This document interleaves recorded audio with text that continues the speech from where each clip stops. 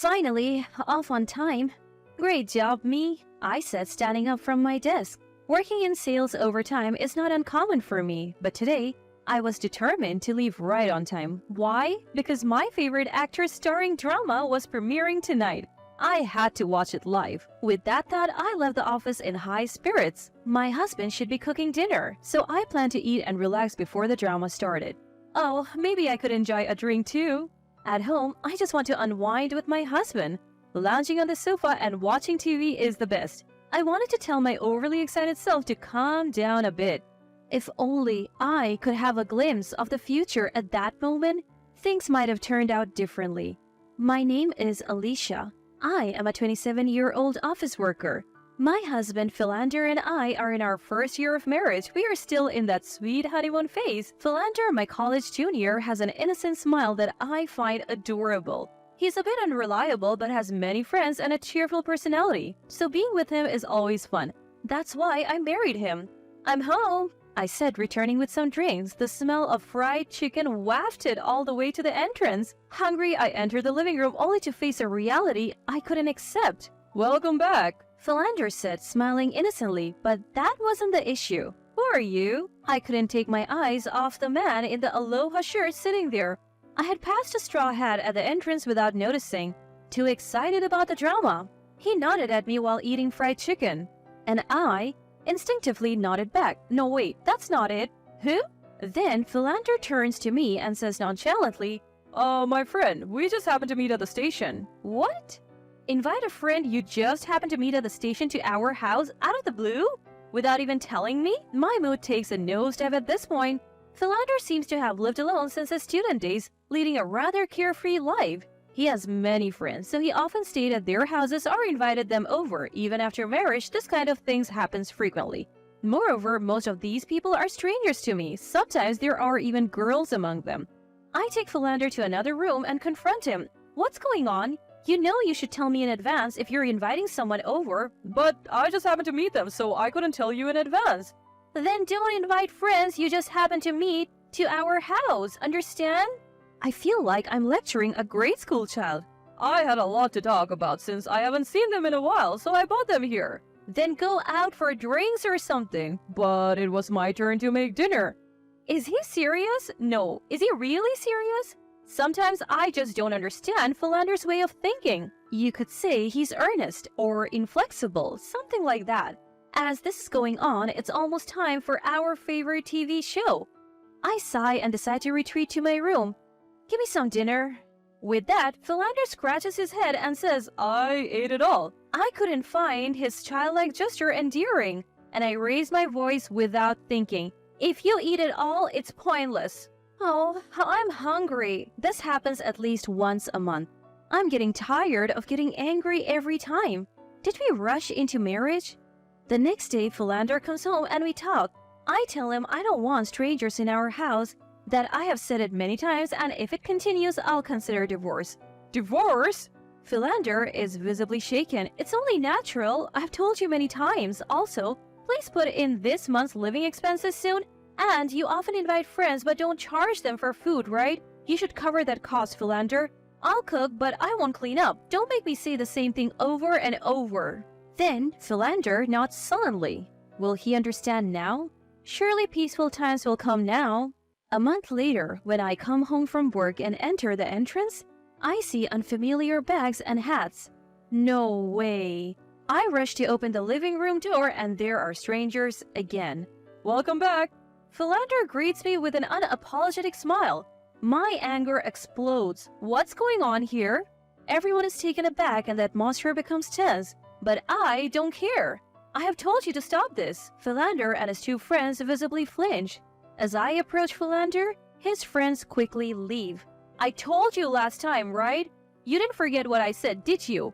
I said if it happens again, we're getting a divorce. Philander tries to calm me down, but I can't take it anymore. Don't you understand how it feels to come home from work and finally relax? I can't relax with strangers around, can I? They might be your friends, Philander, but they're strangers to me. I don't even know them. Why don't you understand? Then Philander starts making excuses. But Alicia, I thought it would be fun to have a lively house, and since I was on dinner duty, I thought it would be okay. Unable to control my anger, I smile. Understood. With that, I retreat to my room. The next day, I leave for work and head to the government office. Naturally, I'm going to get divorce papers. I fill in my name on the spot and head home. I wake up the sleeping Philander and thrust the divorce papers at him. What? What's this? Divorce papers? Huh?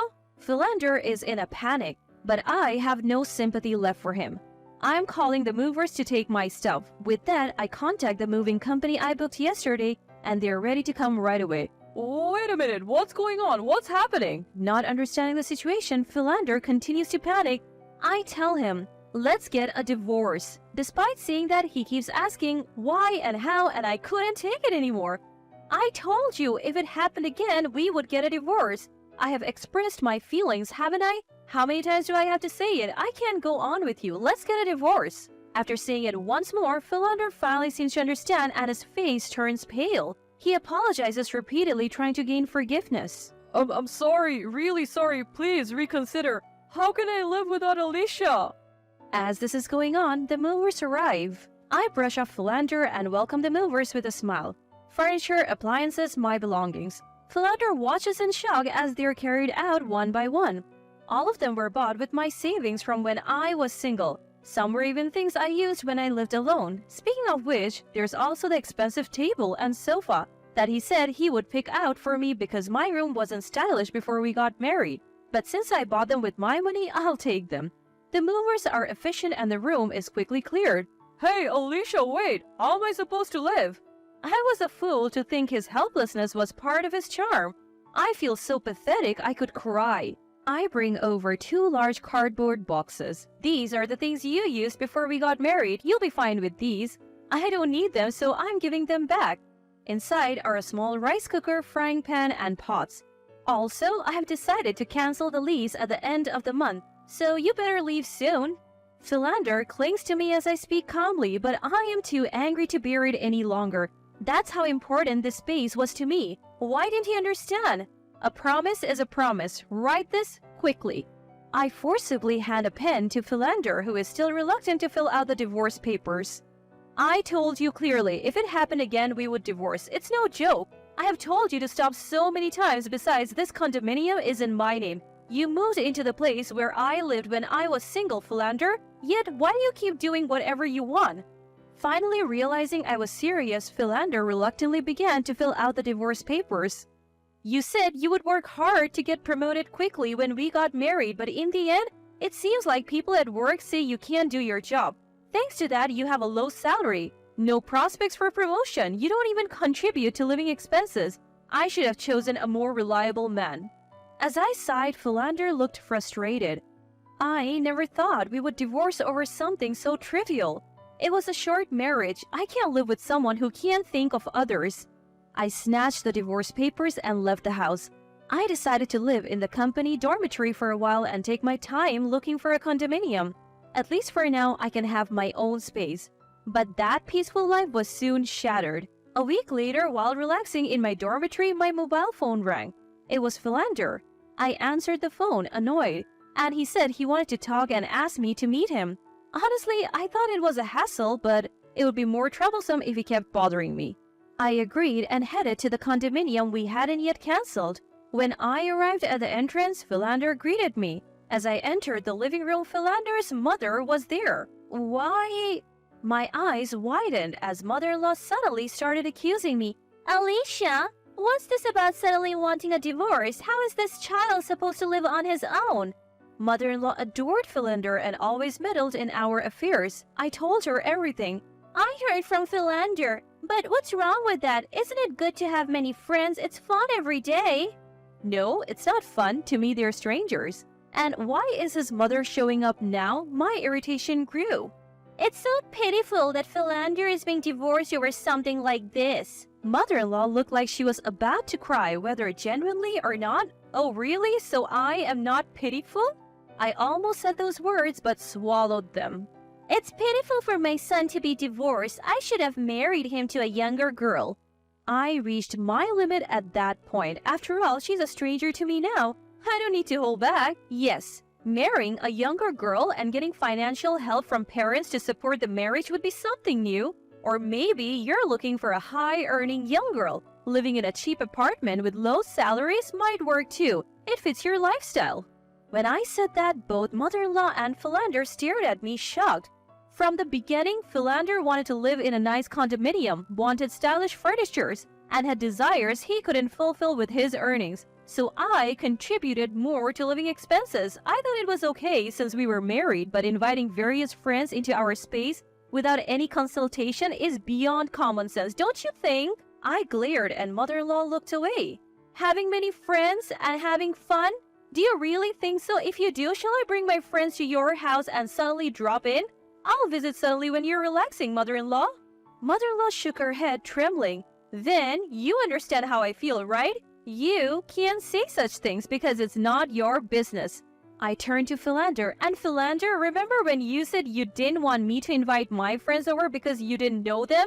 You didn't come home all day that time, did you? I've always felt that way. Why don't you understand? I clearly remembered something I had almost forgotten. Philander looked guilty. So why did you bring mother-in-law here? Did you think you could persuade me and live a wealthy life again? Finally, Philander spoke. But we said we'd be together forever when we got married. Wasn't it fun being with me? Is he a child? I was shocked and appalled by his unexpected words. You can't live a married life based on whether it's fun or not, right? I felt a strange calmness having moved beyond anger. I sighed heavily. Being with Philander was fun, but there were times when it felt like dealing with a child. I'm not your mother, you know. Grow up a little. Let's be together forever isn't a child's promise. We both have to work hard to live together. That's why I divorced you. Philander had nothing to say. Also, I would like you to pay back some of the living expenses you didn't contribute. As I said this, exasperated mother-in-law looked at Philander. You were supposed to put in living expenses, but you said you spent it on fun lately and didn't put it in. Roughly calculated, it's a total of $200,000. A grown man who works and can't even put in that much is pathetic, isn't it? Suddenly, mother-in-law became hysterical. Philander, you're a good-for-nothing who can't even pay living expenses, just like your father. I remembered Philander telling me that his father earned little and his mother had always worked. Is it genetic? Is it really genetic? Pay that money back promptly.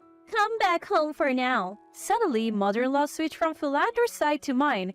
Well, that's how it is, so don't contact me anymore. There was nothing left to say. I looked around the room, almost empty of belongings, and sighed again. Goodbye. It was completely over for me. As I left the room without looking back, I heard Philander's voice from behind. Sorry. Thank you for everything. I felt refreshed as I left the familiar condominium. I failed in marriage, but now I can move forward. Later, Philander transferred the $200,000 he hadn't put in for living expenses. Apparently, mother-in-law is passionate about re-educating him, and he has changed jobs to a company near his parents' home, living under mother-in-law's financial management. I feel so relieved. Now, let's work hard today.